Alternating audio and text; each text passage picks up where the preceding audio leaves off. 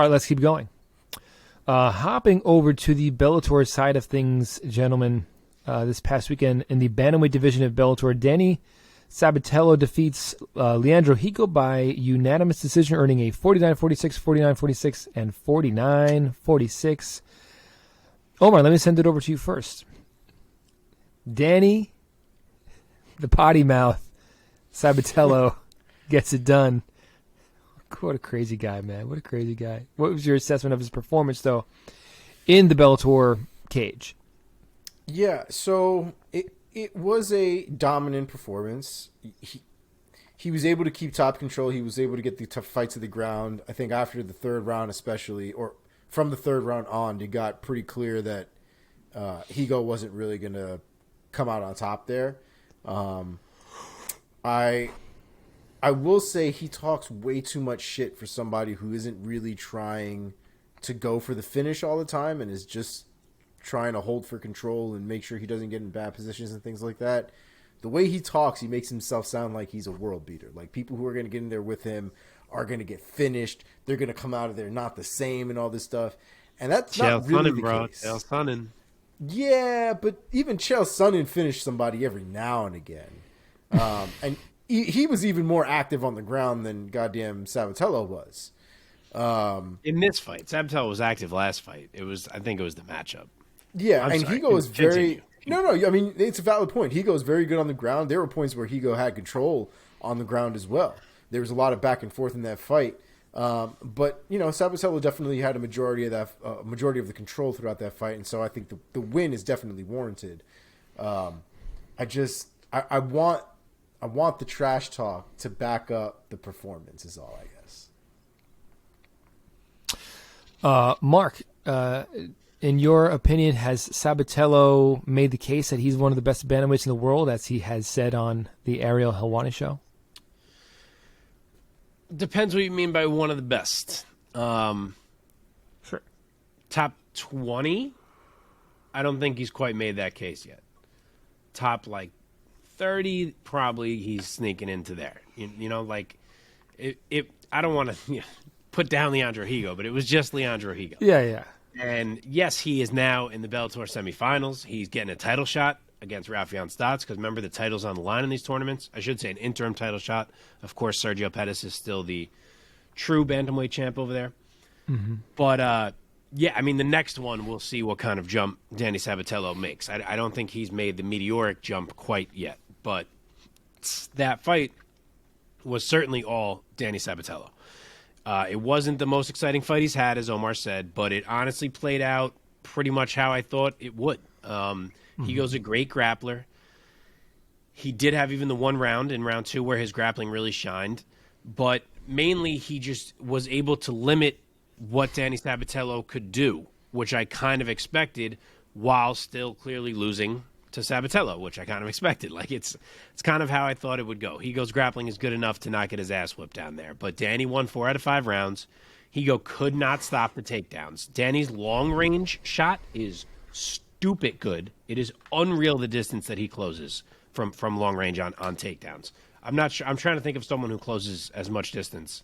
I'm sure there's a couple that I'm forgetting that I'm going to feel dumb about, but his is wild. And like him or not, the guy is going to keep doing exactly what he does until someone stops him from doing it. And maybe it's the next one. We're going to see. Are there vulnerabilities on the feet for Sabatello that someone could expose? Sure. Can he do what he does against someone else who's a very good wrestler? Not sure. So we're going to find out the answers to these questions very soon. Okay. And this was part of the Grand Prix, was it not? Yes, sir. Yeah. So we know what's next for him already? Correct me if I'm wrong. He's fighting Rafael Stotts for the title. Here we go. In the semifinals.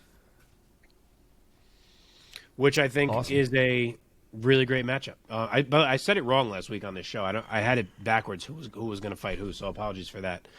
But it's Sabatello versus Stotts here. Title on the line, interim title on the line.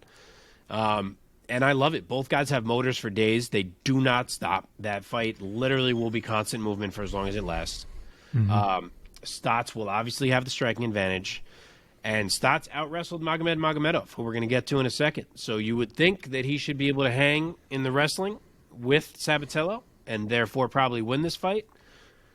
But the question is going to be, is Danny Sabatello's wrestling that good that it doesn't matter? And we're going to see. That being said, let's go right into that other fight on this Bellator card in the bantamweight division. Magomedov defeats Enrique Barzola by submission via guillotine choke at 1 minute, 27 seconds of round number 4. Omar, let me send it over to you first. What was your assessment of Magomedov getting it done by the choke? This shit was heartbreaking for me. And I don't really... man, when I was watching this fight, I was like... I remember last week when we were picking fights and things like that, and we were talking about it. I picked Magomedov to win. I thought his wrestling would be too much. But watching that fight, man, Barzola was putting it on him, man. Barzola is so well-rounded and was able to put it on him everywhere, defend the takedown. But it just got too much towards the end. And I think it was the kind of the perseverance of that wrestling that eventually got Barzola. But goddamn, I was rooting for Barzola throughout that fight because I was pretty sure up until that point he was winning that fight. And Magomedov was able to get him down and get that choke in, and good for him because, man, Barzola was doing so well. I thought Barzola was doing so well. Good fight, though, man. Good fight. Mark, what were your thoughts after Barzola drops it? I'm blanking. Hold on. I lost my place. To Magomedov. Yeah, the UFC is not looking super smart for letting Enrique Barzola walk because he has looked fantastic since joining Bellator. Yeah. This fight was awesome. This was like Bellator's version of Sarukian versus Gamrot. Like, the scrambles were friggin' fantastic. Both guys looked so good everywhere. By the end of round 1, they had already shown everything in their games, from the striking to the wrestling to the scrambling. They're throwing spinning shit. I mean, it had it all. It was just as competitive and entertaining as we hoped that fight would be. They kept a crazy pace. They were talking shit to each other the whole fight. They were both trying to brush off every strike that landed, like, nope, didn't get me.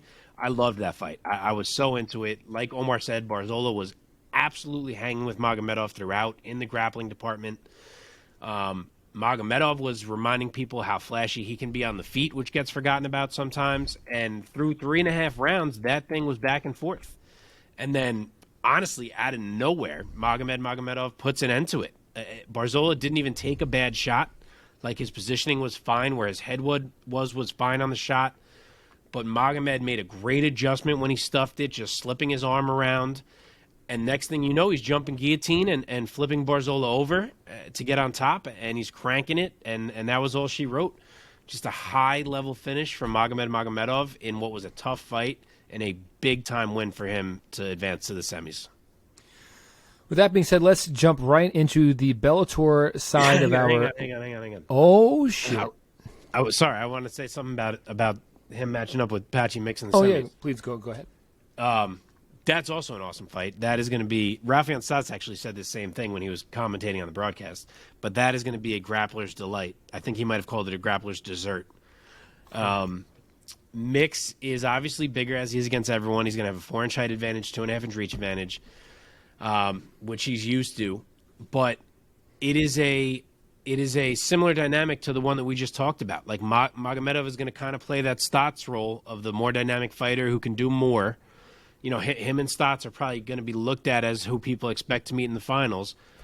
But Mix is going to play that Sabatello role of a guy, you know, it's maybe grappling versus wrestling, not quite the same, but a guy who's just, is his size and grappling so good that the dynamic aspect of Magomedov is not going to matter. So it's kind of two similar style matchups happening in Bellator's 2 semifinals.